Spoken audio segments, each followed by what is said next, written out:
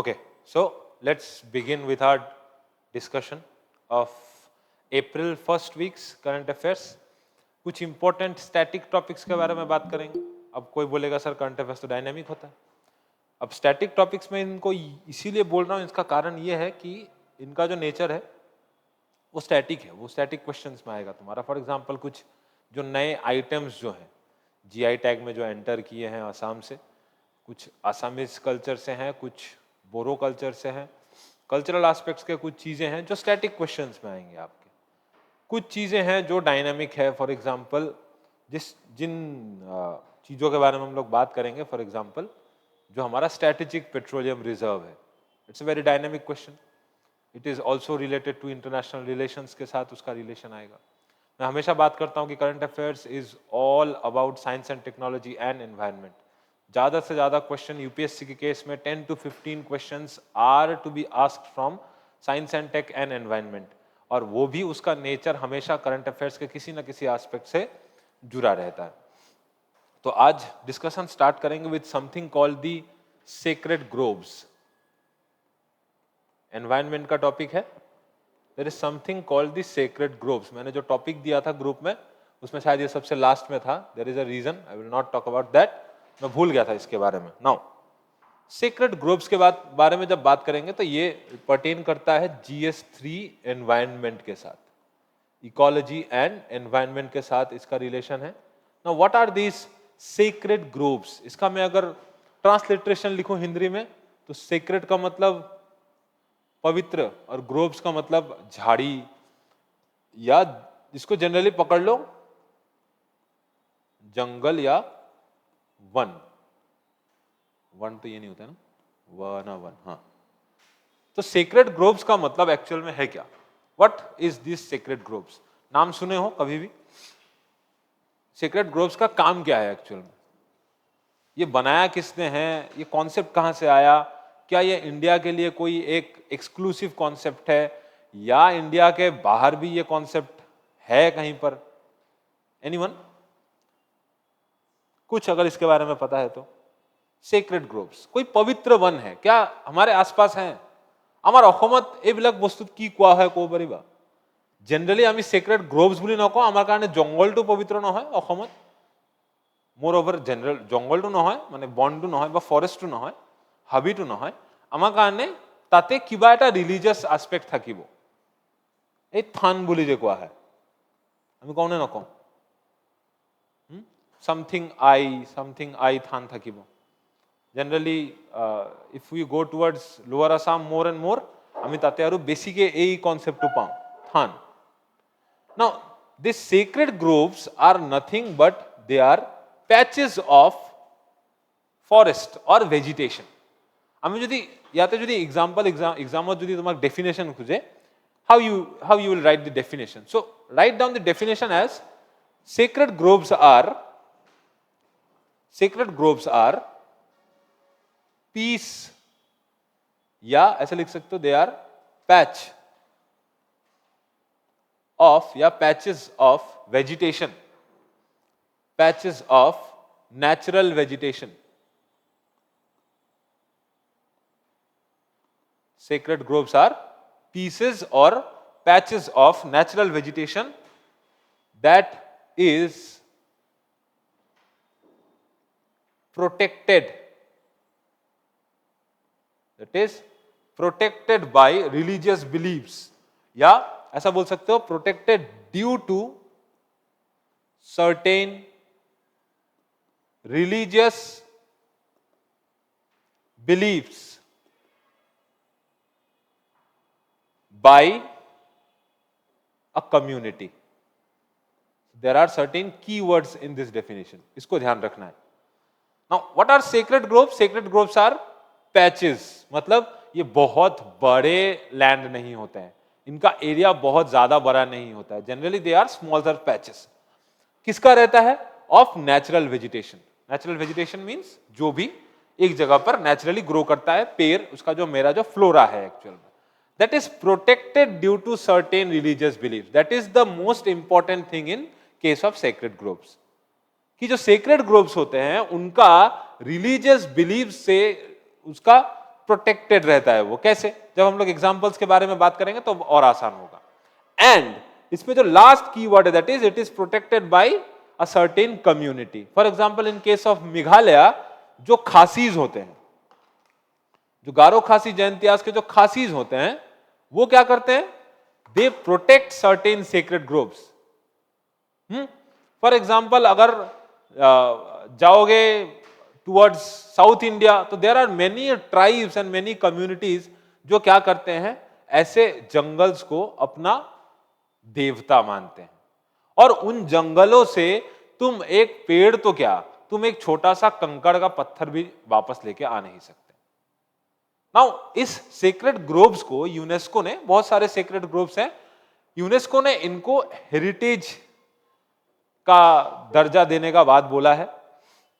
और इसको क्या है कि प्रोटेक्ट करने का बात बोला गया है। क्योंकि एक इशू इसके साथ और भी है कि महाराष्ट्र में और बिहार झारखंड के कुछ इलाकों में जो महुआ ट्रीज हैं, एक्चुअल में mahua is a ban tree in India, but mahua के जो सेक्रेड ग्रोव्स हैं उनको ट्रांसप्लांट कैसे किया जाए, उनको उठाकर उसके जगह में क्या कोई और पेड़ लगाया जा सकता है? क्योंकि महुआ के जो पत्ते हैं उनसे नशीले चीजें बनाई जाती हैं। तो there is some challenges also related to it. So let's talk about sacred groves. This is the definition of sacred groves. Now इसके अगर कुछ फीचर्स लिखे तो सबसे पहले लिखोगे कि they are generally dedicated to a certain deity. To a certain deity. कोई एक भगवान से इनका डेडिकेशन रहेगा, किसी एक भगवान के प्रति इसका डेडिकेटेड रहता है, वो कोई ना कोई एक भगवान रहेगा। नाउ इसका जो तीसरा जो एस्पेक्ट देखोगे कि इसमें कुछ कुछ चीजें बैन है। For example hunting and deforestation is ban, totally ban. ना तो तुम हंटिंग कर सकते हो, ना डिफॉरेस्टेशन कर सकते हो, ना पेड़ों को काट सकते हो। But collection of Honey, fruits and dead wood, इसीलिए जनरली ट्राइबल इलाकों में जाओगे तो वहां एक कॉमन सा फिनोमेना है कि जब बहुत ज्यादा तूफान आता है, बारिश आता है, तो चाहे दिन हो या रात हो, लोग जंगल की तरफ भागते हैं हाथ में कोई एक औजार लेकर के। अभी भी गांव में यही है, मैं सिर्फ ट्राइबल एरियाज का बोल रहा हूं, गांव में अभी भी यही है। जो लोग अभी भी वुड एज अ फ्यूल के रूप में इस्तेमाल करते हैं, उनके लिए क्या है कि तूफान आने के बाद सबसे पहले वो जंगल में जाते हैं, पेड़ नहीं काटते हैं, ध्यान रखना। They just collect the dead wood from there. So collection of honey, fruits and dead wood is permitted. और कहीं कहीं पर तो ये भी परमिटेड नहीं है, और आउटसाइडर्स के लिए तो ये परमिटेड है ही नहीं।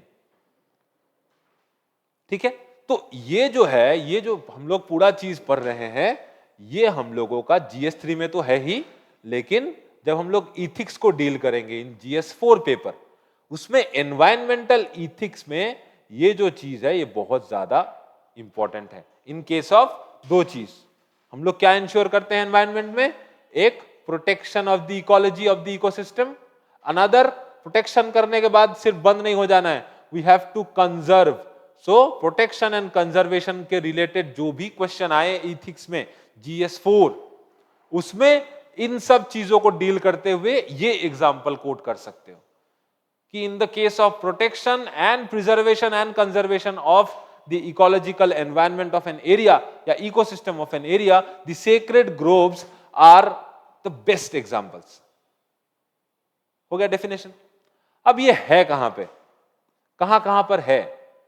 ब्रॉडर पर्सपेक्टिव में अगर पूरे वर्ल्ड में देखें तो कहां कहां पर है? ब्रॉडर पर्सपेक्टिव में अगर पूरे वर्ल्ड में देखें तो ये कहां कहां पर है एक्चुअली, कौन से कॉन्टिनेंट में है? वहां पर जंगल ज्यादा है, ट्रॉपिकल एरिया। जनरली अगर देखा जाए तो वर्ल्ड के सारे कॉन्टिनेंट्स में ये है। Sacred groves they are present in every continent अभी भी। हाँ, नंबर्स में कम हुआ है। फॉर एग्जाम्पल यूरोप में जब क्रिश्चियनिटी आया, यूरोप में जब क्रिश्चियनिटी आता है तो धीरे धीरे क्या होता है, क्रिश्चियनिटी एंड अर्बनाइजेशन, इन दोनों जगहों में क्या होता है कि जो सेक्रेड ग्रुप्स हैं वो वहां पर कम हो जाते हैं धीरे धीरे। दूसरा एक एस्पेक्ट इसका ये भी है कि जो रिलीजियस बिलीफ्स है जब चेंज हो जाता है तब भी इनका नंबर्स घट जाता है। एक चीज और होता है कि जो इन्वेजिव स्पीशीज हैं वो भी अटैक करते हैं, तो इनसे क्या हो गया कि इसका नंबर कम ज्यादा हो गया है बहुत जगहों पर, but they are present in almost all the continents of this world. Australia में भी है, अफ्रीका में भी है, लैटिन अमेरिका में भी है, नॉर्थ अमेरिका में भी है, यूरोप में भी है। Due to rapid industrialisation and urbanisation Europe में ये बहुत ज्यादा था। क्यों? यूरोप में इसको चर्च फॉरेस्ट के नाम से जाना जाता था। इंडिया में भी बहुत जगहों पर इसको चर्च फॉरेस्ट के नाम से जाना जाता था, लेकिन due to rapid industrialisation and urbanisation हम लोगों ने इन कॉन्सेप्ट्स को खो दिया है। इंडिया में कहां कहां पर मिलता है ये चीज? इंडिया में जो सबसे ज्यादा सेक्रेड ग्रुप्स का कंसंट्रेशन है that is in Himachal Pradesh. लिख लो, हिमाचल प्रदेश एंड केरला में सबसे ज्यादा, निजोल लैंग्वेज लिखी बा, Himachal Pradesh and Kerala has the highest concentration of sacred groups in India. ठीक, हिमाचल प्रदेश एंड केरला। नाउ हिमाचल प्रदेश আমি যদি চাও, they are known by certain names. In Himachal Pradesh they are known by certain names. इनका कुछ कुछ नाम होता है। For example, in Himachal Pradesh the sacred groves are known as Shipin. They are known as Shipin. और ये जो शिपिन होता है ये एक्चुअल में देवदार के वन होते हैं। जो देवदार ट्रीज होते हैं, एल्पाइन वेजिटेशन है हिमाचल प्रदेश में। हम लोग अगर वेजिटेशन के साथ जोड़ोगे इसको, नेचुरल वेजिटेशन है ना, एल्पाइन और माउंटेन काइंड ऑफ वेजिटेशन, वहां पर शिपिन is the name of the sacred groups, उस नाम से जानते हैं। और जनरली दे आर देवदार के वन होते हैं। ये जनरली दे आर देवदार के वन ये होते हैं। अच्छा, इसके बाद अगर देखें महाराष्ट्र में they are known as the Devrais और the Devrais. In Maharashtra they are known as the Devrai और देवराई। और ये जनरली कहां पर कंसंट्रेटेड है? अलग अलग पेड़ों के होते हैं। ये तुमको दिखेंगे पुणे, रत्नागिरी,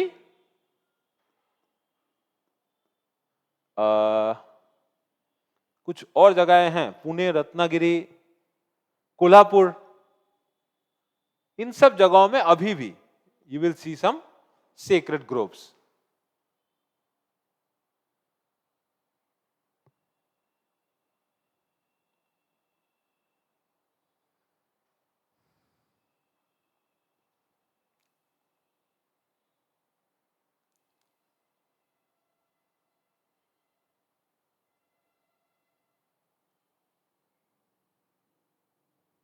ठीक है।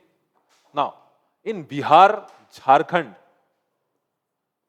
और झारखंड के कुछ जगहों में और वेस्ट बंगाल में भी, जहां पर बिहार और झारखंड से आए हुए आदिवासी जहां पर रहते हैं वहां पर इसको सरना के नाम से जाना जाता है। सरना, SARNA, कभी कभार इसको SARANA भी लिखा जाता है।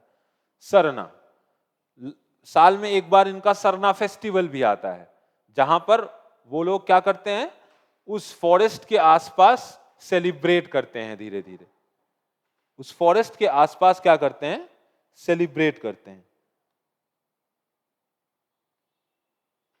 ठीक हो गया बिहार, झारखंड, कुछ कुछ मध्य प्रदेश के कुछ कुछ जगहों में भी ये देखा जाता है। राजस्थान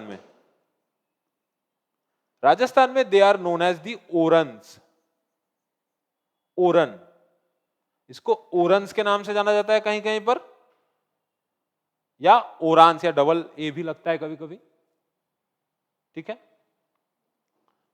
कहीं कहीं पर इनको वनी के नाम से जाना जाता है, कहीं कहीं पर केंकनी के नाम से भी जाना जाता है। केंकड़ी के नाम से भी जाना जाता है, KENKRI। राजस्थान में इनका ये नाम है। राजस्थान में एक और भी बहुत इंपॉर्टेंट चीज है, जो थॉर्नी बुशेस हैं, जो कांटे वाले पेड़ हैं, उनका भी एक सेक्रेड ग्रोव है, जिसको जो बिश्नोई ट्राइब के जो लोग हैं, जो बिश्नोई ट्राइब है राजस्थान में, उनका भी एक जो स्क्रब्स है वहां, स्क्रब्स का एक ऐसा सेक्रेड ग्रोव है वहां पर, जिनको बिश्नोई ट्राइब के लोग वर्शिप करते हैं, बिश्नोई ट्राइब के लोग जिसको वर्शिप करते हैं। Come to Meghalaya.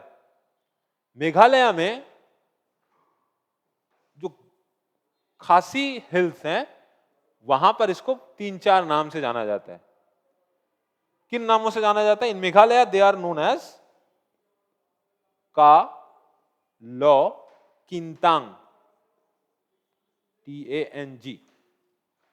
In Meghalaya, these sacred groves are known as Ka Lo Kintang, Ka Lo Adong, and Ka Lo Lingdo। Lyngdoh commission वाले लिंगदो, का लो दोनों में सेम सेम है, हा? ठीक है। So this is what the different type of names. अब कुछ कुछ नाम इसके साउथ इंडिया में कैसे हैं, वहीं से ये कॉन्सेप्ट न्यूज में आया था। तमिलनाडु में कोविल कोडुगल बोल करके इसका नाम है अलग, वहीं से ये न्यूज में आया था। इसको सीक्रेट ग्रोव्स के रूप में इसको प्रोटेक्ट करने का, मैं जब बार बार प्रोटेक्ट प्रोटेक्ट बोल रहा हूं, इसका एक लीगल एस्पेक्ट भी है, बता रहा हूं मैं बाद में क्या है, क्यों ये लीगली प्रोटेक्टेड है। केरला में इट इज नोन एज कावू और सर्प कावू।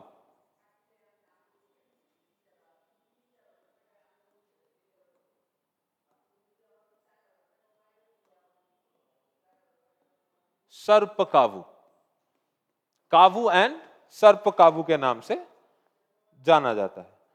कर्नाटका में इनको देवरा काडू के नाम से भी जाना जाता है। So there are different names. तुमको स्टैटिक पोर्शन में यही इन्हीं सब चीजों को याद रखना है, ठीक है। मैच द फॉलोइंग पूछ सकता है एग्जाम में, टेबल दे सकता है जिसको लेकर के क्वेश्चन पूछ सकता है स्मॉलर एस्पेक्ट में, और ब्रॉडर एस्पेक्ट में एथिक्स के क्वेश्चंस आ सकते हैं इनमें से, ठीक है ना। अगर हम लोग इसके थोड़े से डिटेल के बारे में बात करें, हिमाचल प्रदेश में मोर देन 5000 है ये। हिमाचल प्रदेश में अगर देखने जाओ, there are more than 5000, 2000 Kerala में तुमको दिखेगा, ऑलमोस्ट 1600 आर इन महाराष्ट्र, ठीक है। In Meghalaya also there are many. Meghalaya में जो है वो साइज में बहुत बड़े बड़े हैं, मेघालय में जो साइज में बहुत बड़े बड़े हैं। अब इसका अगर हिस्टोरिकल एस्पेक्ट देखे तो क्या है, हिस्टोरिकल एस्पेक्ट देखे, मान लो इस ऐसे में तुमको मेंशन करना है, तो you have to mention Rigveda, जहां पर ट्री वर्शिपिंग का पहला मेंशन हम लोगों को मिलता है। इन बुद्धिस्ट फिलॉसफीज ऑल्सो, बोल पाओगे कौन सा ट्री बुद्धिस्ट फिलॉसफी में या बुद्धिस्ट रिलीजन में बहुत ज्यादा इंपॉर्टेंट है? बोधि वृक्ष, पीपल, कौन सा? आहत आहत घास, माने बोधि वृक्ष, that is the banyan tree. banyan tree,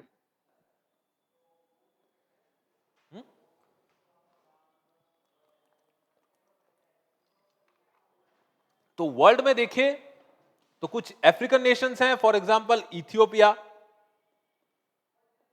Ghana, Morocco, इन सब देशों में बहुत ज्यादा है।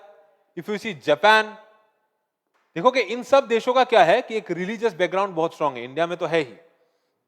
वहां पर हम लोगों को इन सब चीजों का जो कंसंट्रेशन है वो बहुत ज्यादा मिलता है, ठीक। दूसरा, जो एक्चुअल में जो हिंदू फिलॉसफी है उसमें 5 तत्वों के बारे में बात किया गया है। कौन से 5 तत्व है? कौन से 5 तत्व हैं? पृथ्वी, जल, अग्नि, वायु, आकाश। पृथ्वी, दैट इज अर्थ, जल, अग्नि, वायु एंड आकाश। तो इसमें से ये भी मेंशन करोगे कि ये जो पंच तत्व के बारे में बात किया गया है, ये भी अल्टीमेटली क्या करता है? एनवायरमेंटल प्रोटेक्शन का ही बात करता है थ्रू रिलीजियस प्रैक्टिसेस। अब अल्टीमेटली जो सीक्रेट ग्रुप्स हम लोग पढ़ रहे हैं, it is part of some religious practices जो लोग इसको करते हैं। तो इसका फायदा क्या है एक्चुअल में? क्यों इनको हम लोग काट पीट नहीं देते हैं? क्यों लोग इसको काट करके बिल्डिंग बना नहीं देते हैं? अब नहीं देते हैं ये तो झूठ बात है, बन तो रहा है इसको काट पीट के बिल्डिंग, लेकिन इसको नहीं काट सकते हैं। क्यों? तो जो कम्युनिटी फॉरेस्ट्स हैं, एक लाइन इसमें मेंशन करके रखोगे जहां पर भी बना रहे हो नोट्स, जो कम्युनिटी फॉरेस्ट्स है या जो कम्युनिटी वेजिटेशंस हैं, they are protected under the wildlife protection act 2002। They are protected under the wildlife protection amendment act 2002 के अंडर में दे आर प्रोटेक्टेड, और इनको तुम काट पीट नहीं सकते without the permission of legal authorities. ठीक है, अब काट तो नहीं सकते हैं, काट तो नहीं सकते हैं, तो इसका कुछ कुछ यूज तो होगा जनरली। ट्रेडिशनल यूजेस में अगर हम लोग देखें तो there are some traditional uses of sacred groves. क्या है, बोल सकते हो? एनी एग्जांपल जो सबसे इंपॉर्टेंट है ट्रेडिशनल यूज उसका, जिसके वजह से इनको काटा नहीं जाता है। चाइना में भी है, जापान में भी है, जिसकी वजह से चाइना और जापान में भी इनको काटा नहीं जाता है, इथियोपिया में भी नहीं काटा जाता है। वर्ल्ड के जहां पर भी है वहां एक यूज तो सिमिलर है। रिलीजियस कारणों से हर जगह हो ऐसा नहीं है, लेकिन ये जो यूज हम लोग ट्रेडिशनल यूज में जो सबसे इंपॉर्टेंट यूजेस है, that is the most important, जिसकी वजह से इसको काटा नहीं जाता है, that is Ayurvedic medicine. Herbal medicine लिख सकते हो या Ayurvedic medicinal use, herbal medicine भी लिख सकते हो, nothing wrong in that. That is the most important traditional uses, जिसकी वजह से इनको काटने से पहले 10 बार सोचना पड़ता है। दूसरा, फ्यूल, फ्रूट्स। फ्यूल मतलब वुड, हाँ ब्रैकेट में लिख लेना, फ्यूल मतलब जो वुड है। फ्रूट्स,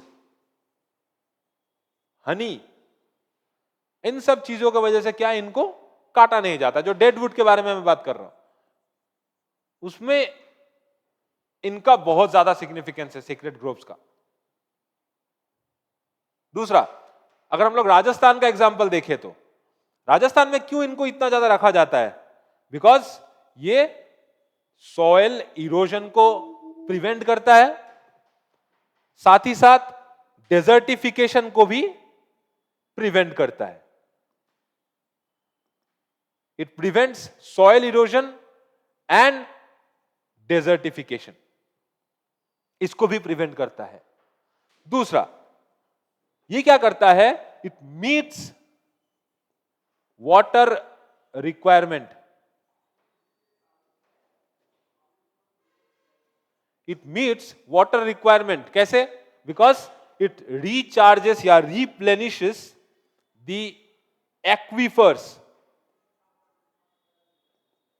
इनके वजह से पानी जो है वो एक्वीफर्स में पहुंच जाता है बहुत आसानी से।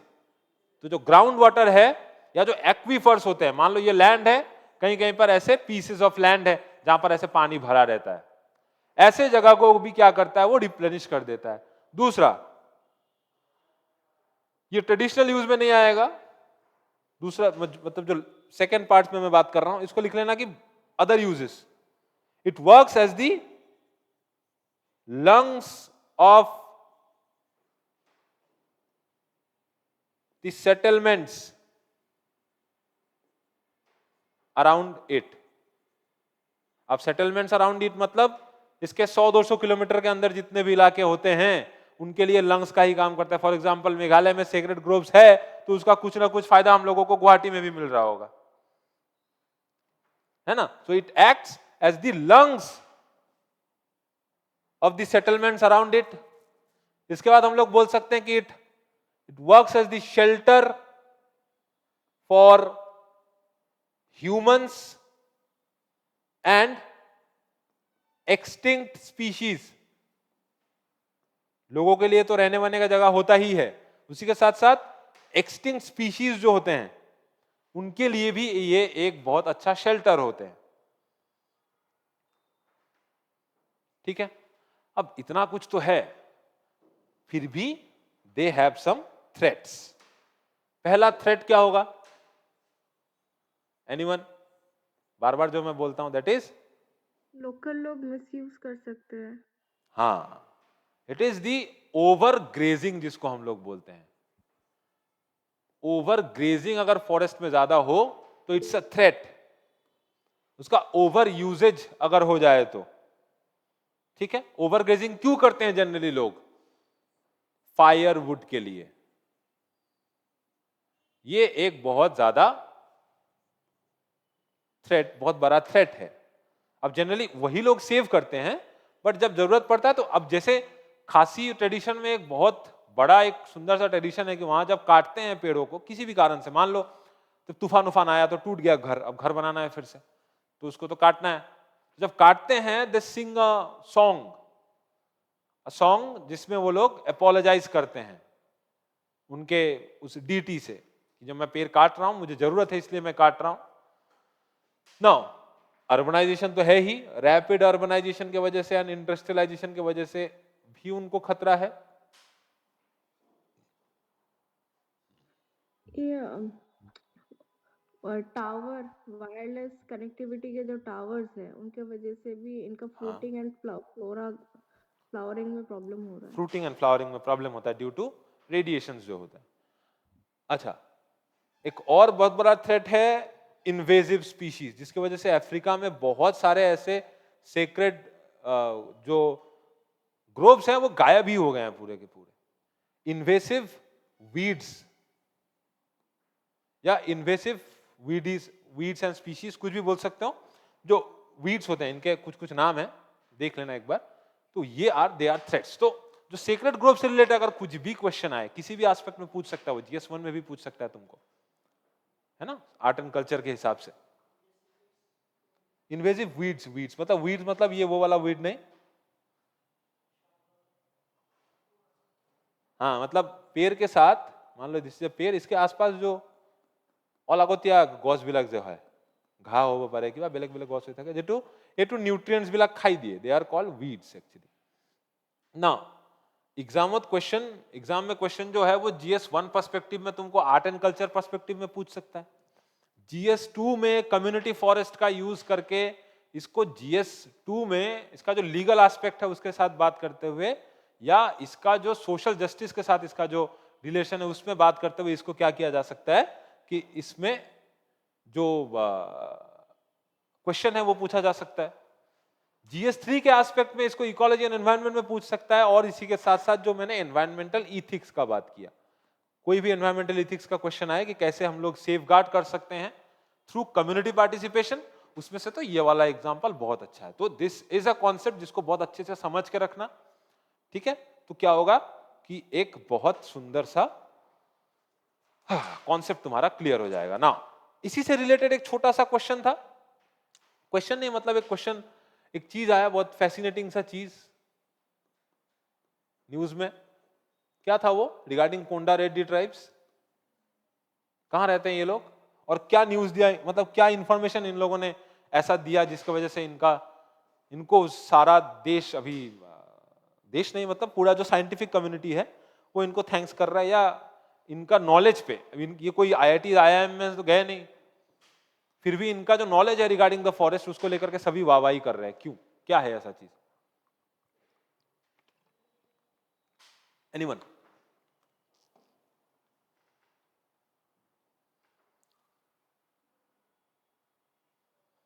एक ट्री है इंडिया में, इसका जगह जगह पर अलग अलग नाम है, जगह जगह पर अलग अलग नाम है। जनरली इसको बोला जाता है the Indian laurel tree, the Indian laurel tree. हाँ अगर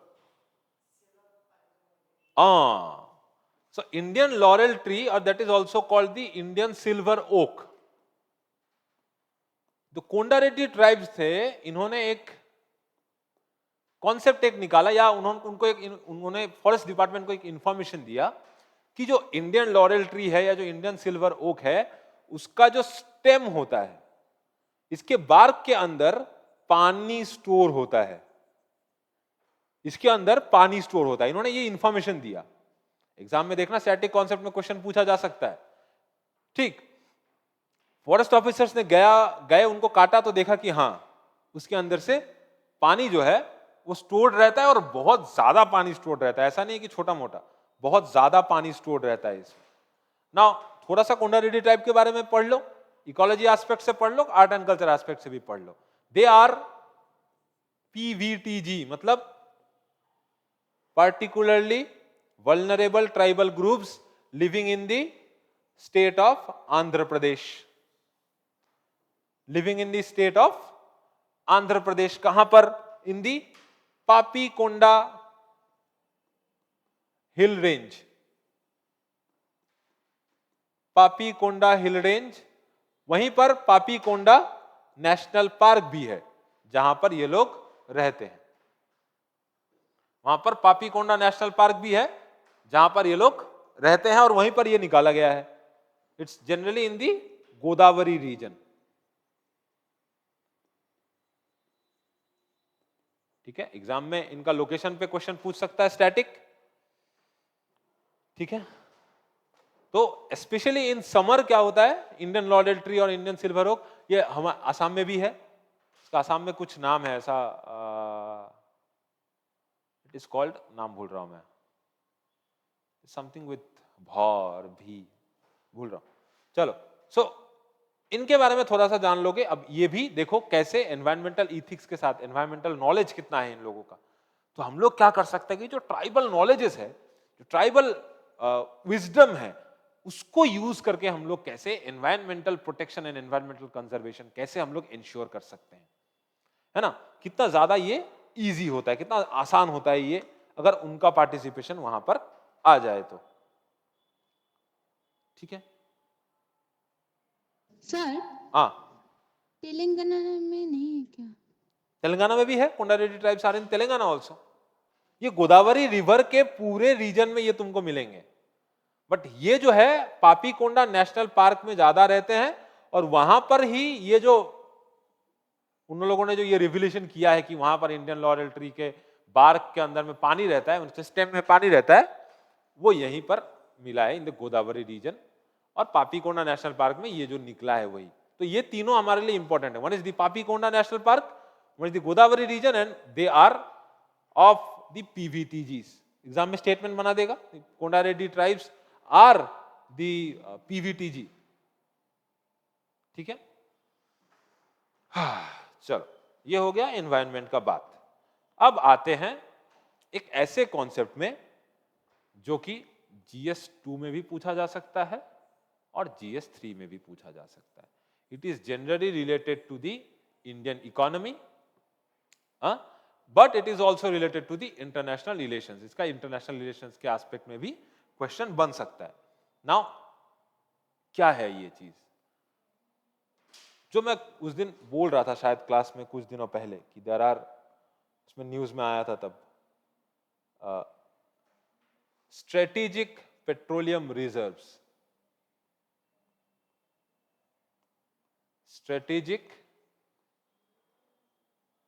पेट्रोलियम रिजर्व्स। क्या है ये, what are they, what are strategic petroleum reserves? Anyone?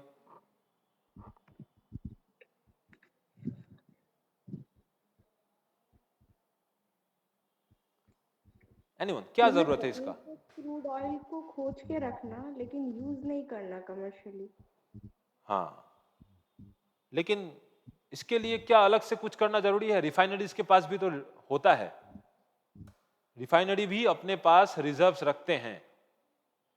जैसे इंडिया में ऑलमोस्ट 65 डेज का, जैसे श्रीलंका में कुछ दिन पहले हुआ था कि वहां ऑलमोस्ट खत्म ही हो गया पेट्रोलियम, ऐसा हालत हो गया था,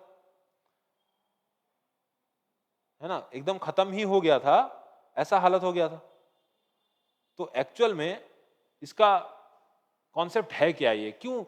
बिकॉज इंडिया में जो है 65 डेज का क्रूड ऑयल का रिजर्व हमारे पास होता ही है, रिफाइनरीज के पास भी क्रूड ऑयल का रिजर्व 65 डेज का, जनरली 65 डेज का ऑन एन एवरेज हम लोग रख के चलते हैं, ताकि कोई अगर अनफोर्सीन सिचुएशन हो जाए तो जो हमारे यहाँ पर जो पेट्रोलियम कंपनीज हैं वो 65 डेज का डिमांड तो मीट कर ही पाए, उसके बीच में गवर्नमेंट संभाल लेगी क्या करना है नहीं करना है।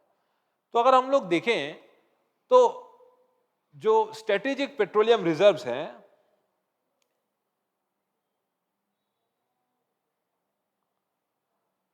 दे आर, का अगर डेफिनेशन लिखोगे सबसे पहले, हमेशा बोलता हूं एग्जाम में चतुर्नामलिंगम बन के एग्जाम देना है। एग्जाम से जैसे निकल जाओ, कहीं भाषण वाषण देना है, तब बन जाओ Ranchhod Das चांचर।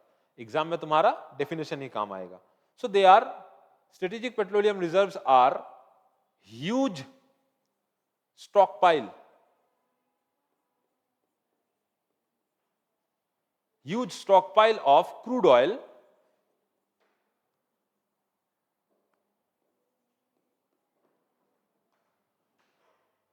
to deal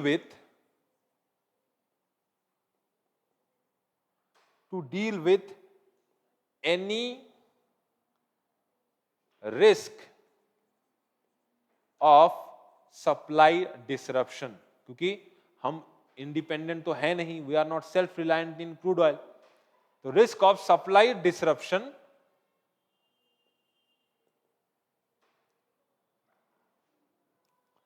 from, कुछ भी हो सकता है, कहीं पर नेचुरल कैलामिटी आ सकता है, from natural calamities, war etcetera. Natural calamity, war etcetera समय में ये जो ह्यूज स्टॉकपाइल है, कितना ह्यूज बात करेंगे, कितना ह्यूज, और कौन ये सब डिसाइड करता है, बात करेंगे कि कौन ये सब डिसाइड करता है। नाउ एक एग्रीमेंट हुआ था, उसको हम लोग बोलते हैं international energy participation. There was an agreement called the International Energy Program, उसमें पार्टिसिपेट किया था हम लोगों ने। इसमें IEP बोल करके एक प्रोग्राम है, किसका है बात करेंगे अभी। इंटरनेशनल एनर्जी प्रोग्राम है एक, there is an agreement, it's an agreement, IEP is an agreement. किसने बनाया है ये? It is formed by the International Energy Agency. जो इंटरनेशनल एनर्जी प्रोग्राम है, इट्स एन एग्रीमेंट। इस एग्रीमेंट में जिसने भी साइन किया है, दिस एग्रीमेंट डिमांड्स, क्या डिमांड करता है? Each member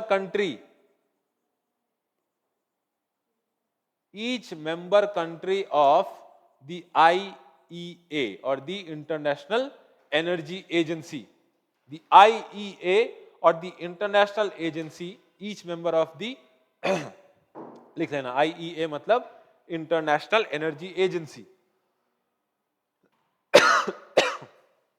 So according to the international energy program agreement,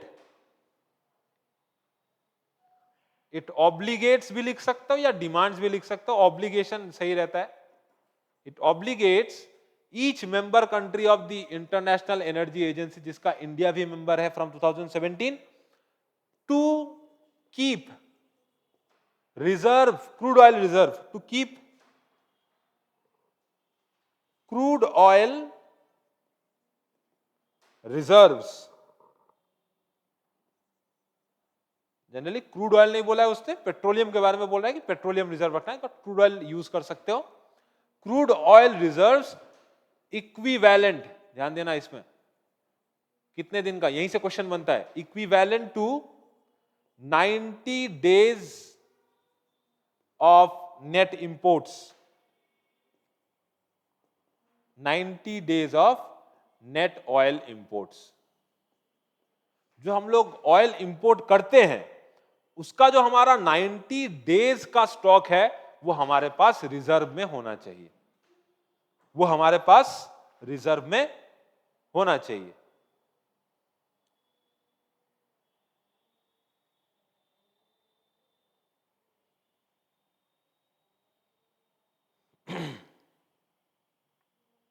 ठीक है, अब इंडिया ने ये क्यों बनाया, इंडिया क्यों बना रहा है ये? सबसे पहला वाई क्लियर होना चाहिए। इंडिया इसमें क्यों राजी हुआ? इंडिया इसीलिए राजी हुआ क्योंकि इंडिया भी सेल्फ डिपेंडेंट नहीं है in terms of crude oil, है ना? India is not also self sufficient in crude oil. तो इंडिया ने क्या किया? इंडिया ने एक ऑर्गेनाइजेशन बनाया। क्यों बनाया? बिकॉज इसमें लिख लो सबसे पहला चीज, India is a member of the International Energy Agency.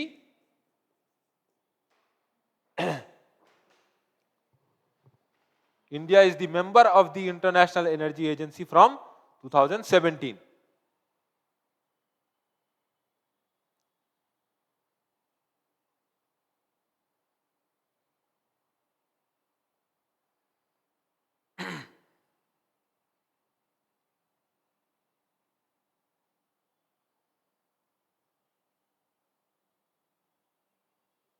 ठीक है?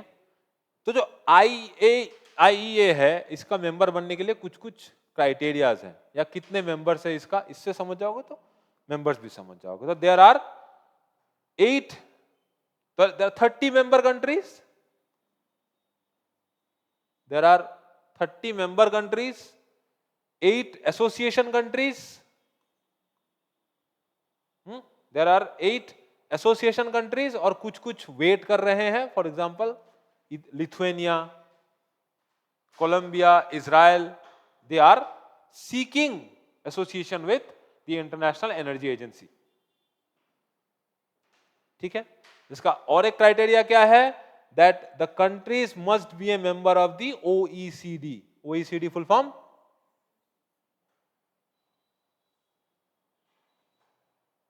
What is the full form of OECD?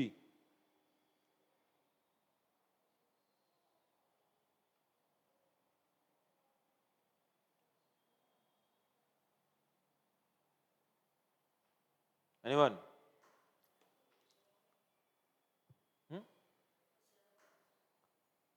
It is the Organization for Economic Cooperation and Development. लिख लेना बगल में, OECD का मेंबर होना कंपलसरी है। Organisation, it is the Organization for Economic Cooperation and Development.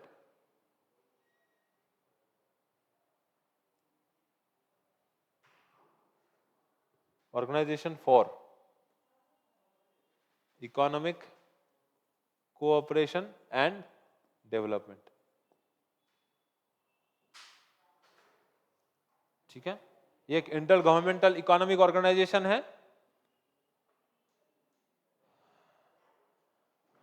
और जनरली हाई इनकम इकोनॉमीज जो होते हैं वही इसके मेंबर होते हैं। ठीक है? So IEA was established in 1974 in Paris. Paris कहां पे है? Germany, in France. ठीक है? अब आईईए किसी और दिन अच्छे से समझेंगे जब हम लोग दूसरे स्टैटिक कॉन्सेप्ट के बारे में पढ़ेंगे, इंटरनेशनल ऑर्गेनाइजेशन, इंस्टीट्यूट्स, तब पढ़ेंगे। आज हम लोग बात करेंगे कि जो इंडिया का स्ट्रेटेजिक पेट्रोलियम रिजर्व है वो किस चीज के बारे में बात करता है, या वो किस चीज के द्वारा एक्चुअल में चलता है। So there is an organisation in India, there is an organisation in India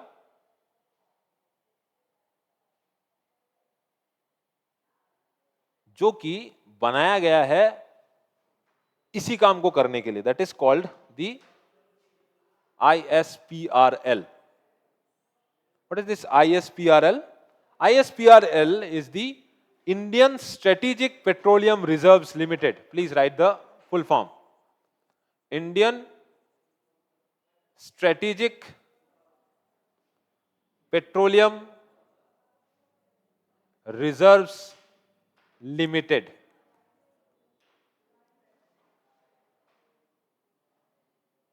ठीक है? जो भी हमारा स्ट्रेटेजिक पेट्रोलियम रिजर्व है उसको बनाने का काम कौन करती है? ISPRL करती है।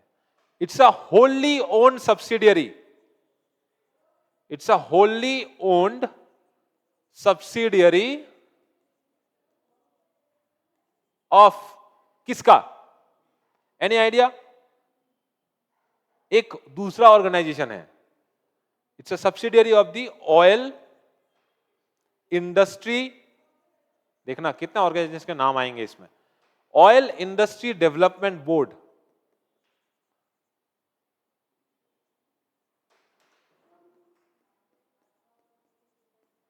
Oil industry development board OIDB under the ministry of petroleum and natural gas. It's a wholly owned subsidiary, ये जो ISPR है, it's a wholly owned subsidiary of the oil industry development board, that is nodal ministry कौन है इसका, ministry of petroleum and natural gas. हो गया।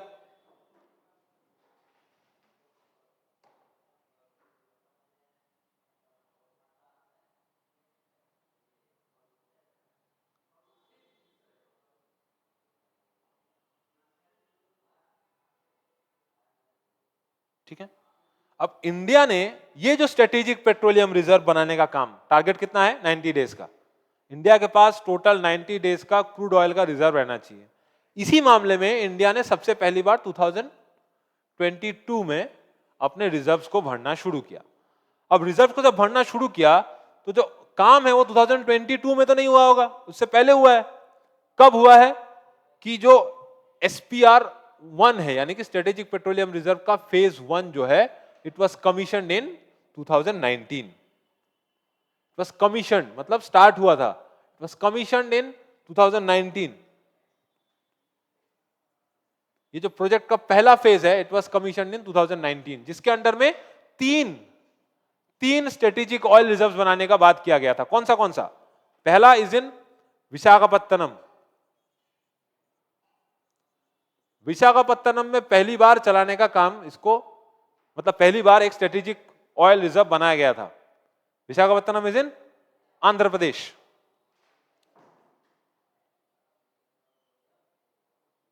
ठीक है, विशाखापत्तनम इज इन आंध्र प्रदेश। कितना कैपेसिटी है उसका? 1.3 मिलियन मेट्रिक टन का कैपेसिटी है उसका। ठीक, उसके बाद Bengaluru Karnataka, they are all from the first phase. 1.5 million metric ton का उसका कैपेसिटी है। और पदूर इन कर्नाटका, पदूर का कैपेसिटी बहुत ज्यादा है, 2.5 मिलियन मेट्रिक टन। ये तो फर्स्ट फेज में है। सेकेंड फेज में फिर से अभी जो न्यूज में ये आया है, क्यों आया है? बिकॉज पदूर का जो सेकेंड फेज है उसके लिए गवर्नमेंट ने प्राइवेट बिड्स लेना शुरू किया है। बिकॉज इन सभी को पब्लिक प्राइवेट पार्टनरशिप से ही बनाया गया है और बनाया जाएगा भी। ठीक है, ये हो गया फर्स्ट फेज का। फर्स्ट फेज में 2022 से भरना शुरू कर दिया था गवर्नमेंट ने। ठीक है, तो जो टोटल कैपेसिटी होता है यहां पर अप्रोक्सीमेटली 5.3 मिलियन मेट्रिक टन का कैपेसिटी होता है फर्स्ट फेज में, जिसको डेवलप किया जाता है एट 3 लोकेशंस। अब बोलोगे फिर कहां रखा जाता है इसको? इतना बड़ा टैंक कहां पर मिलेगा? इतना बड़ा टैंक जो है वो कहां पर बनाया गया है? तो फिर तो देखने लायक चीज होगा, लोग देखने जाएंगे इसको। एनी आइडिया कहां पर है?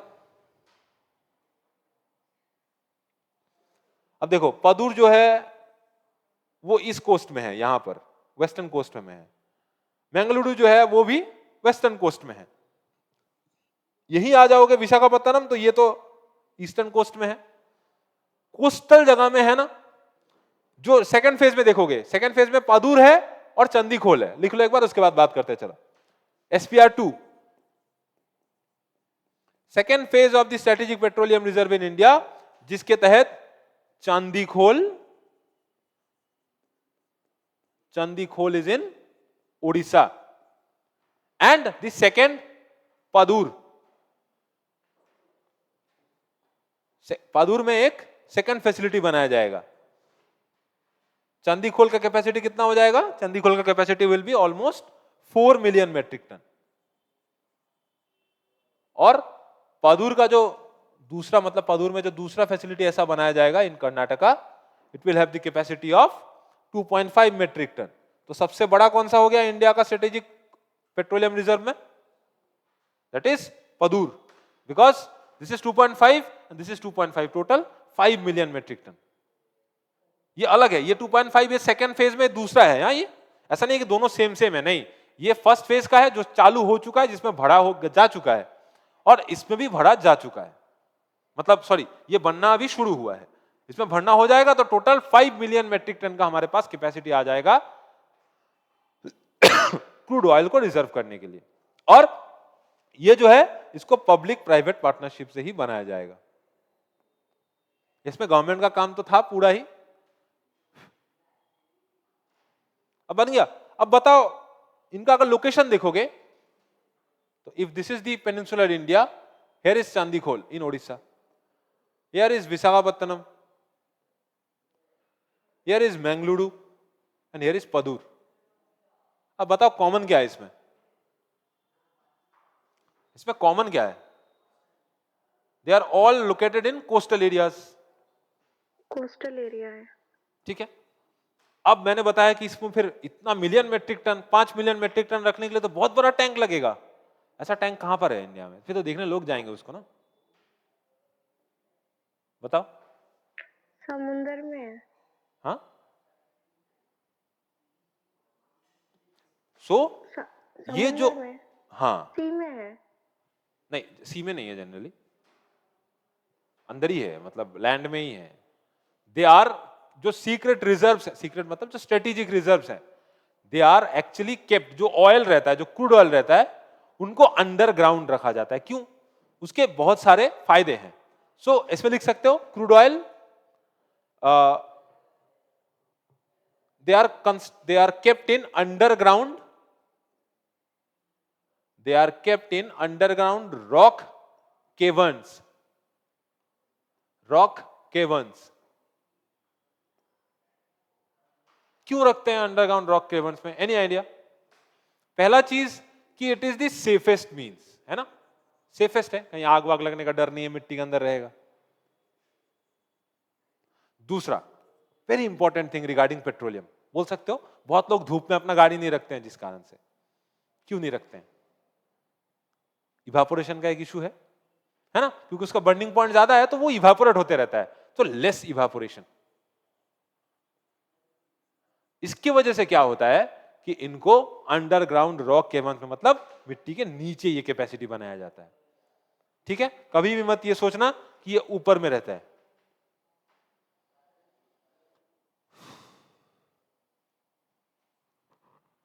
So with this, Padur will become the largest strategic oil reserve in India। ठीक है, अब इन तीनों में से, इन पांचों में से these three are working and they are filled, भर दिए गए हैं, और they are approved, जो आगे जाकर के बनेंगे। अब बताओ इंडिया के पास टोटल फिर कितना कैपेसिटी है? अब जनरली ये पॉइंट इसमें नोट कर देना, अगर स्ट्रेटेजिक ऑयल रिजर्व्स का बात आए, स्ट्रेटेजिक पेट्रोलियम रिजर्व्स का बात आए, कि oil refineries in India, oil refineries keep 65 days of reserves. अब ये रिजर्व हम लोग ऑयल रिफाइनरी में ना रख के 65 डेज ऑफ क्या, 65 डेज ऑफ हमारा जो नेट इंपोर्ट होता है, उसका कैपेसिटी नहीं, 65 डेज उसका जितना कैपेसिटी है वो नहीं। रिफाइनरीज क्या करते हैं, 65 days of the net import अपने पास एज ए रिजर्व रखते हैं। अब ये चीज वहां हम लोग ट्रांसफर कर पाएंगे, पहला चीज ये हो गया। दूसरा, ये जो हमारे 3 फैसिलिटीज अभी चालू हैं, उनके पास there is almost 22 days of reserve. We have 22 days of reserves in Visakhapatnam, Mangaluru and Padur. इन तीनों जगहों में हमारे पास 22 डेज का रिजर्व है। तो टोटल अगर मिला ले तो हमारे पास कितना दिन का हो गया? 87 डेज। ध्यान देना, ऐसा नहीं फिर तो बोलोगे कि सर अगर पदूर फिर से बन गया, चांदीखोल बन गया, फिर तो ये बहुत ज्यादा हो जाएगा 90 डेज से। ऐसा नहीं है, जनरली हम लोग 90 डेज से ज्यादा ही रखेंगे, बट ये जो 65 डेज रिफाइनरीज के पास था, ये अब उनके पास रखने का जरूरत नहीं है, अब हम लोग इसमें चैनल कर सकते हैं उसको। तो हमारे पास अभी इंडिया में 22 डेज इसके पास है रिजर्व कैपेसिटी, 65 इसका, तो ऑलमोस्ट 87 डेज का तो हमारे पास अभी से है।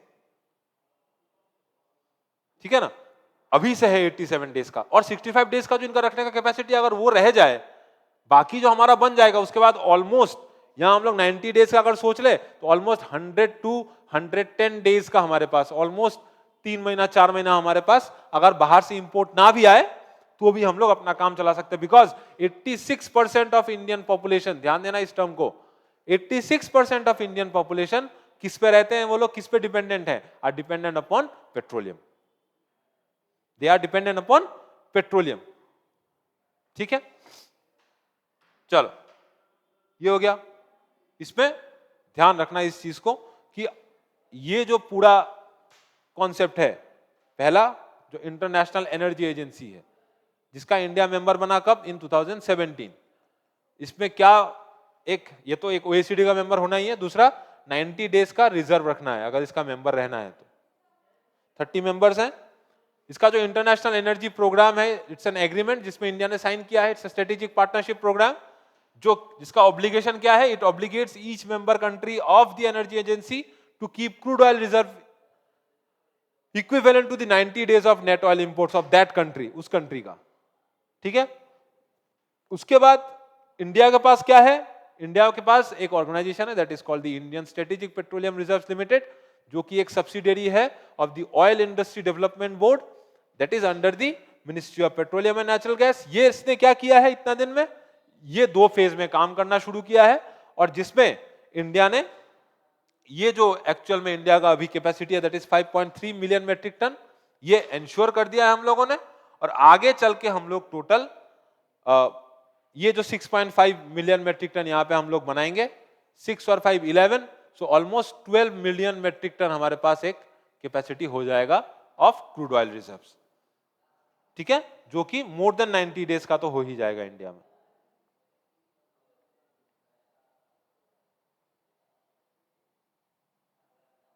ठीक है,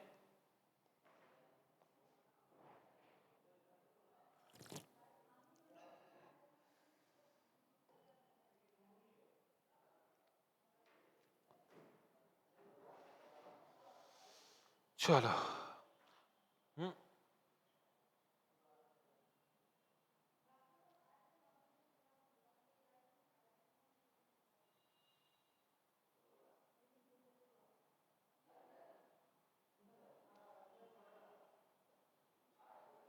हो गया।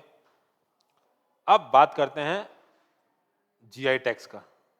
एनीवन, आसाम से जो कुछ आइटम्स जीआई टैग में ऐड हुए हैं नए, GS5 से रिलेटेड है, मैं बार बार बोलता हूं ये एग्जाम में स्टैटिक क्वेश्चन ही आएगा। अगर क्वेश्चन आया तो not only about GI tag में कौन से आइटम्स है वो ज्यादा याद रखने का जरूरत नहीं है, जीआई टैग क्यों इंपॉर्टेंट है, उसका क्या लीगल एस्पेक्ट है, कौन प्रोवाइड करता है, उसके होने से क्या फायदा हुआ है, विथ स्टैटिस्टिक्स अगर बता सको तो सबके लिए अच्छा है। एक स्टैटिस्टिक्स मैं भी बता देता हूं, स्टैटिस्टिक्स नहीं है, जस्ट एक इंफॉर्मेशन है। कश्मीर में जब से अनरेस्ट हुआ था तब से महिलाओं का वहां पर चरखे पे बैठना बंद हो गया था। अभी वहां पे जो शॉल बनाए जाते हैं जनरली, और जो भी वहां पर कारपेट्स बनाए जाते हैं, उनका जो धागा है वो चरखे से काटना बहुत जरूरी होता है।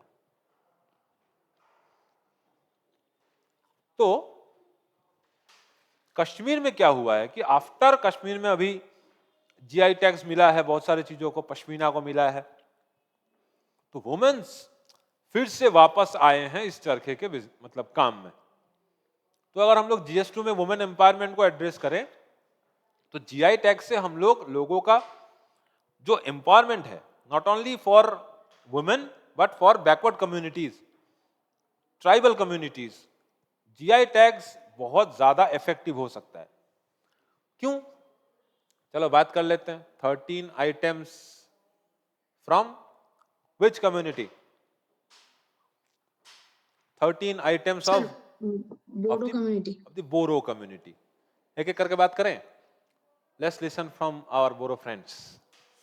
सबसे पहला दफना, दखना, दूसरा, एक एक करके बात करते हैं सब, let's discuss. Eri silk, eri silk,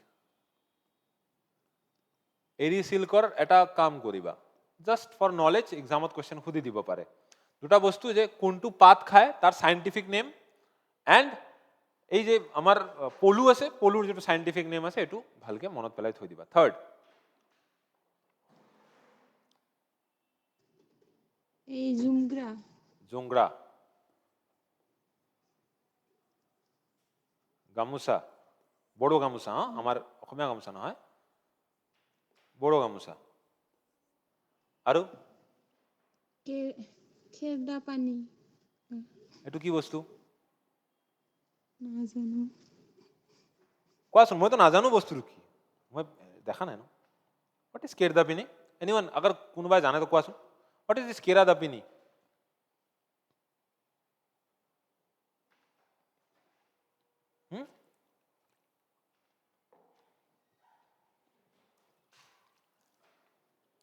चलो बाद में बात कर लेंगे।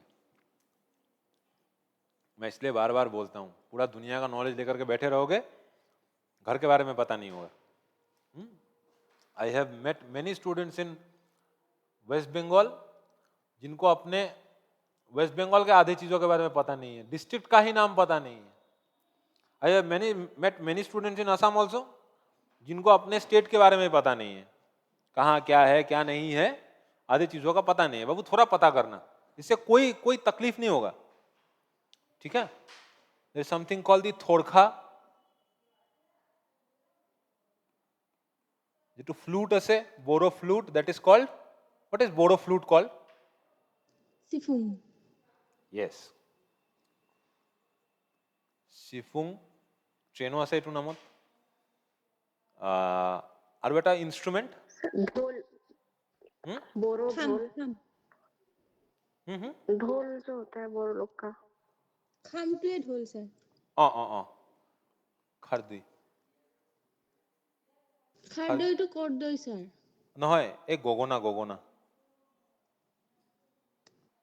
খাৰদুই, খাৰদুই কৰ্দুই, আমি যেটো কৰ্দুই খাওঁ এইটোৱে খাৰদুই।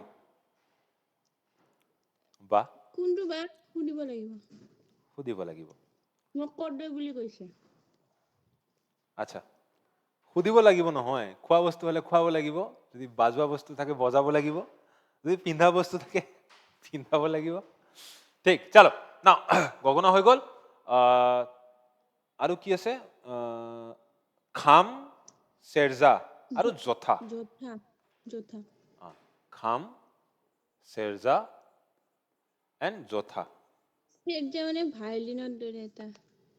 এই যে দোতৰা, দোতৰা নিচিনা যেটো থাকে। যোদ্ধা মানে বেল, এইটো কিলিং কিলিং বজাই যে। আরে বঢ়িয়া, আমার কি লাগে কিতাপ চিতাপ, আমার মানুহে আছে ইয়াতে সব দেই। আৰু কিবা মিছ কৰিলো এটা? খাম খাম ঢোলটো স্যার। নহয়, খাম ডাঙৰ লিখিছো। যে ঢোলটো থাকে। গংগাৰ দুমিজা, এইটো কি বস্তু? গংগাৰ দুমি গংগাৰ দুনজিয়াটো কি? সুধি কৈ আছো ৰ'ব sir. Chalo. Now these are the 13 items from the Boro communities that has got the GI tags in recent GI tag announcement. ये हो गया 13 इसके। असम से और 6 आइटम्स ऐड हुए हैं, पहले कितने थे? अब असम से अगर बोले तो फिर बोरो वाला आइटम्स भी असम से ही ऐड होना चाहिए, लेकिन उसमें ऐड नहीं करते वैसे। 6 अगर बात करें, जैसे जो नॉर्थ ईस्ट का एकमात्र ब्रीव्ड लिकर है बोल सकते हो, कौन सा? जो जीआई टैग जिसको मिला हुआ है, ब्रीव्ड लिकर, जो लोकल लिकर होता है एक्चुअली, दैट इज आपुंग, अपन नो है फ्रॉम डिमासा। जुडिमा, जुडीमा बोरो लोग का, हाँ Judima. Judima is of Dimasa peoples. It is the only, सिर्फ नॉर्थ ईस्ट में नहीं, हाँ गोवा का एक है ऐसा।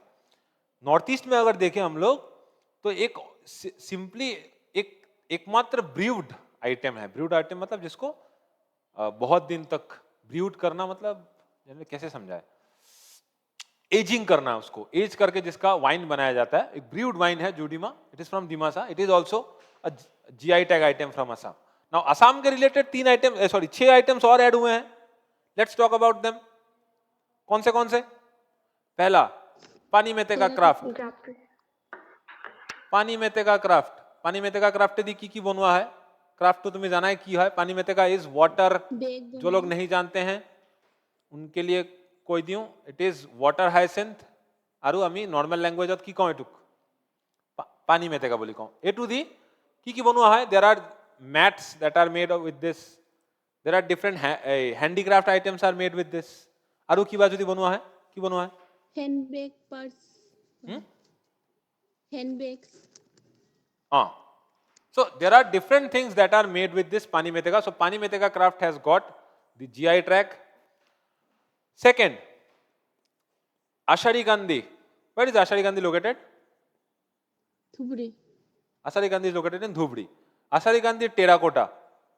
Now this art was also facing some problems due to unavailability of certain things. उसको बनाने के लिए कुछ आइटम्स है, मैं नाम भूल रहा हूँ, एक आइटम है, बहुत रेयरली मिलता है वो अभी ड्यू टू क्लाइमेट चेंज वो गायब हो जा रहा है। मैं अभी मिस कर गया, मैंने नोट करके रखा था यार।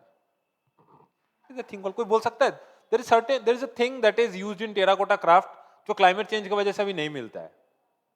जस्ट भूल ही गया, वो दिमाग से निकल गया। चलो, आषाढ़ी गांधी टेराकोटा क्राफ्ट्स हर्थेबारी की পোৱা যায়? কাহ পিতল। হর্থেবারি মেটাল ক্রাফটস,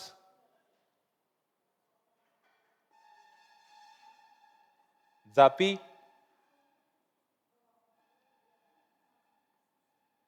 বিহু ঢোল, কি মিস করিলু? ও মিসিং তাঁত।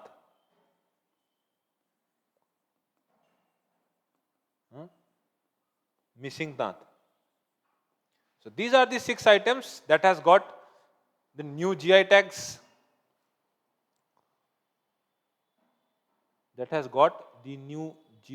from Assam.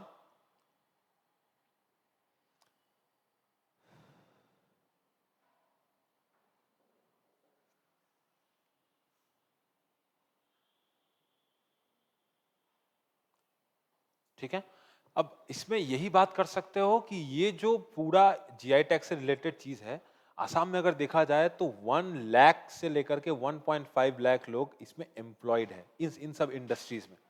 और इसको कौन टेक केयर करता है? It is being take care by NABARD. NABARD जो है इन सब चीजों को, और नाबार्ड के थ्रू ही इन 6 चीजों को जो जीआई टैग है वो मिला है, वही इनको लुक आफ्टर करता है इन सब चीजों को, कि इसके थ्रू लोन वगैरह मिल जाए उसको, इसका जो मार्केटिंग है वो बहुत अच्छे से हो जाए। ठीक है, ऐसा नहीं है कि जीआई टैग मिल जाना मतलब बहुत बढ़िया, नहीं, जीआई टैग मिलना है बस इट्स स्टार्टिंग। कैसे उसको प्रोटेक्ट करना है? फॉर एग्जांपल अभी भी तुम SMS gamosa you will find it in Delhi also, mechanically बनाया हुआ है, फायदा तो है नहीं कुछ उससे।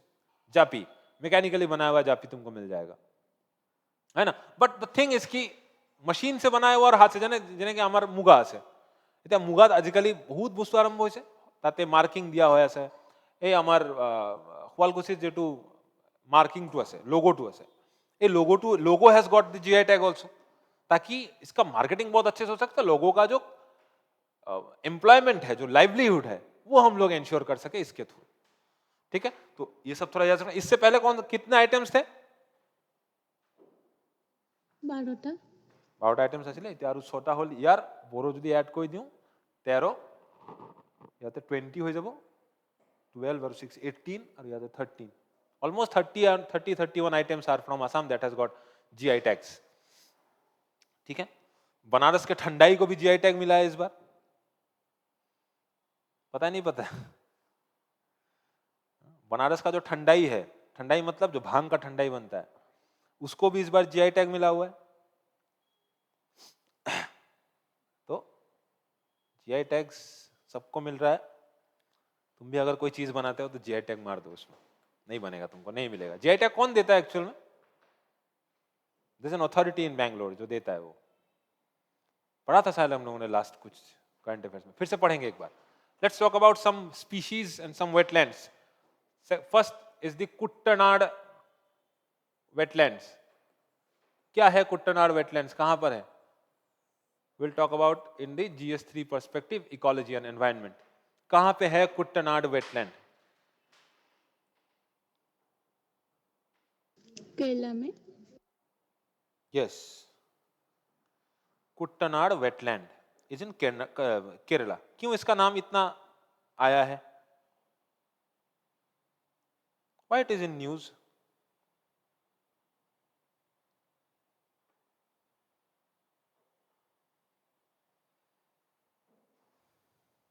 Hmm? Why, what is the most fascinating thing about Kuttanad wetland? सोचो थोड़ा सा. Kuttanad agricultural system is a fascinating thing also. Kuttanad rice agricultural system. It is also called the rice bowl of Kerala, that's why. But हम लोग किसी और perspective में इसको देखेंगे.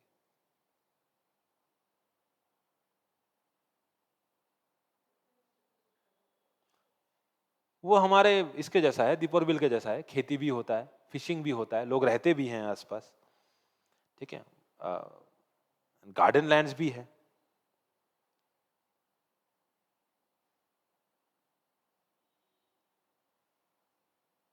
चलो, सबसे पहला चीज, Kuttanad is the lowest point in the country. Kuttanad has the lowest point in the country. Lowest point मतलब कितना? चलो, Kuttanad is the lowest point in the country with elevation of 2.2 meters. इसका एलिवेशन लिख लो, एलिवेशन 2.2 meters बिलो सी level. समझ रहे हो problem कहां पर है? Kuttanad is 2.2 meters below sea level, and it is the lowest point in the country. It is the lowest point in the country. Huh? Now, दूसरा चीज, it is located in the Alappuzha district, Aleppi, Alappuzha district of Kerala. Now in 2022 there was a news कि ये जो Kuttanad wetland है वो धीरे धीरे vanish हो रहा है. तो कुट्टनाड वेटलैंड है वो धीरे धीरे वैनिश हो जा रहा है. क्यों? जो इसका पानी है वो धीरे धीरे गायब हो जा रहा है. अब कहां गायब हो रहा है, क्या हो रहा है, उसका दोषी सबसे पहला कौन बन जाएगा? That will be the climate change. कुछ सालों पहले जब केरला में बाढ़ आया तो ऑलमोस्ट 1,50,000 लोगों ने अपना जान माल का उनका हानि हुआ है. One of those reason is Kuttanad wetland. Sea level जो राइज हुआ है उससे इसमें इतना पानी भर गया था एक समय में कि it acted as a agent of flooding. इसके वजह से फ्लडिंग हुआ है.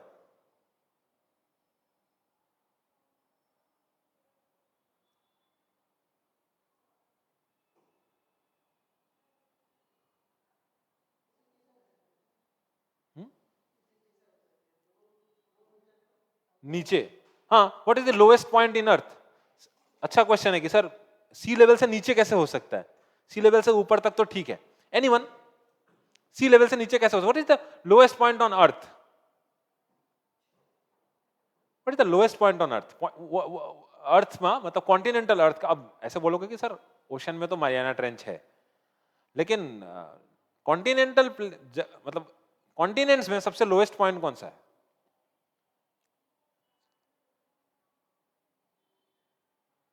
Anyone?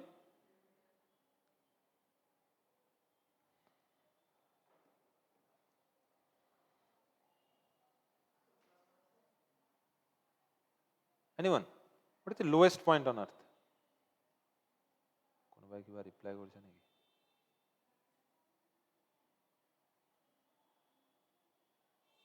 अच्छा, Dolly asked a nice question. I didn't see it. Dolly, it was right. I write extinct ना? मैंने extinct लिखा था. Extinct species कैसे रहेगा जो extinct हो चुका है? बट हाँ, ऐसे कुछ extinct species हैं जो एक दो ही मिलते हैं ऐसे जगहों पर.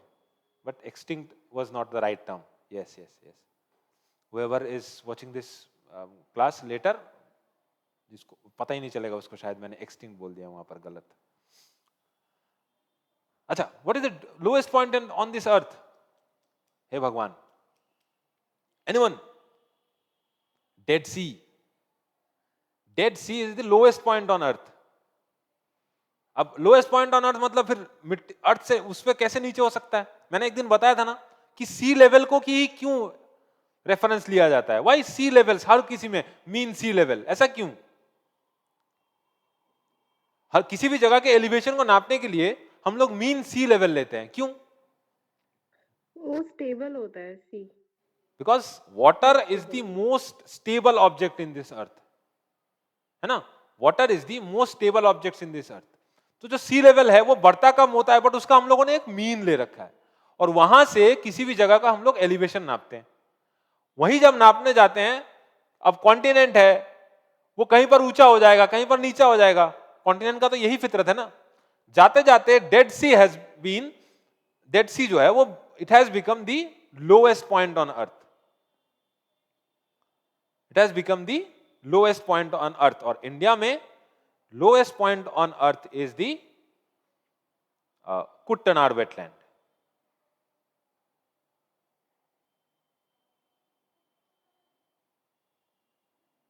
ठीक है, now Kuttanad wetland is also a Ramsar site. चलो खत्म करते हैं जल्दी।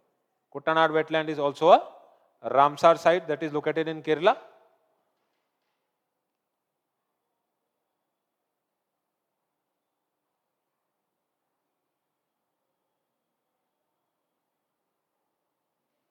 ठीक है, यहां हम लोगों को क्या मिलता है? Brackish water. ब्रैकिश वाटर मिलता है, क्यों? बिकॉज जो बैक वाटर्स है, जो कयाल्स है, कयाल मतलब जहां पर जो ऐसे चैनल्स है जहां पर समुद्र का पानी घुस आता है। बैक वाटर्स और कयाल्स जो है इसमें हम लोगों को ज्यादा दिखता है। It is bordered by mangroves, bordered by mangroves. सबसे इंपॉर्टेंट इसका है, it is also known for its paddy cultivation. Kuttanad paddy cultivation is a very nice aspect, जिसको पढ़ना बहुत जरूरी है। पढ़ेंगे हम लोग इसको, इन सब चीजों को जब एग्रीकल्चर पढ़ेंगे, एनवायरमेंट पढ़ेंगे तो।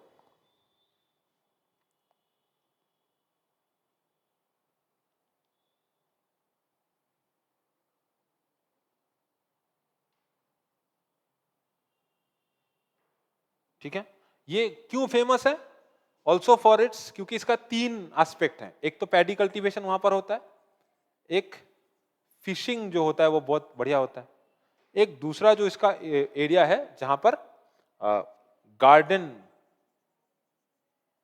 फार्म्स दिखता है हम लोगों को, फूड क्रॉप्स जहां पर देखा जाता है, मतलब फूड जहां पर उगाया जाता है। पैडी तो उगाया जाता है, फिशिंग भी होता है। जो गार्डन फार्म्स है जहां पर मतलब फूड का खेती होता है, वो भी ज्यादा दिखता है।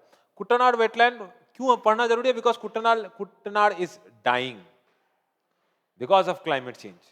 जो ड्रिंकिंग वाटर क्राइसिस है, नेक्स्ट क्लास में हम लोग जब नेक्स्ट वीक में पढ़ेंगे तब ये चीज हम लोग डिस्कस करेंगे वहां पर, about the drinking water crisis in South India. इस बार का जो समर है, बोला जा रहा है बेंगलोर के लिए सबसे लंबा समर बनेगा।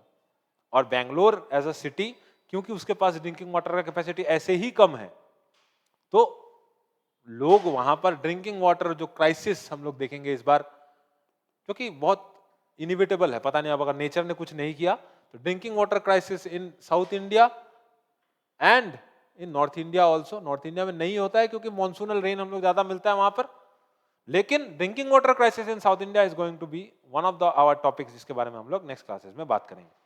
ठीक है, कुछ और टॉपिक्स के बारे में भी हम लोग बात करेंगे रिगार्डिंग जो मिसाइल्स हैं। मैंने टॉपिक्स दिया था कल, अग्नि प्राइम, थोड़ा सा मिसाइल्स टेक्नोलॉजीज के बारे में भी पढ़ना, जो भी यूपीएससी अटेम्प्ट करने जा रहे हो इस बार, सबके लिए इंपॉर्टेंट है। नहीं पढ़ोगे तो इन सब चीजों से क्वेश्चन पूछा जाएगा ही एग्जाम में। ठीक है, और जो कच्चथीवू आइलैंड है, कच्चथीवू आइलैंड पे मैं एक अलग वीडियो बना दूंगा। मैं कच्चथीवू आइलैंड जब मैं इंडिया श्रीलंका का वो पढ़ा रहा था इंडियन ज्योग्राफी में, जब नेबरिंग कंट्रीज के साथ इंडिया का रिलेशन बता रहा था, मैंने बताया था पाक स्ट्रेट श्रीलंका के साथ एक प्रॉब्लमेटिक आइलैंड है हमारा, मतलब एक जगह है हमारा पाक स्ट्रेट जो है, जो पाकिस्तान के साथ हमारा कच्छ में जो है सर क्रीक्स आइलैंड है ना, सर क्रीक्स आइलैंड, और जो श्रीलंका के साथ हमारा एक डिस्प्यूटेड लैंड था that was the Katchatheevu. Katchatheevu पे एक सेपरेट वीडियो में दूंगा जहां पर Katchatheevu is important for us, mains के लिए इंपॉर्टेंट है। जो मेंस लिखने जा रहे हैं इस बार, सिर्फ और सिर्फ कच्चथीवू नहीं, जो इंडियन डिप्लोमेटिक मिस्टेक्स हैं वो इसमें थोड़ा सा जानना जरूरी है, क्योंकि इंदिरा गांधी ने एक टाइम पे ये दे दिया था श्रीलंका को, और हमारे लिए ये मैपिंग पॉइंट ऑफ व्यू से बहुत ज्यादा इंपॉर्टेंट है। ठीक है, मैपिंग पॉइंट ऑफ व्यू से हमारे लिए सीक्रेट ग्रुप्स भी इंपॉर्टेंट है। ठीक है, सीक्रेट ग्रुप्स का जनरली वैसा कोई मैप मिला नहीं मुझे, मैं बनाने का कोशिश कर रहा हूं, अगर बन जाए तो I will provide you that. ठीक है, आज इतना ही रहने देते हैं। आई होप सबका दिमाग में थोड़ा थोड़ा एनलाइटनमेंट हुआ होगा। मिलते हैं नेक्स्ट किसी सेशन में। कोई भी क्वेश्चन हो तो मेरे से कभी भी पूछ सकते हो। तब तक के लिए thank you so much, have a good day.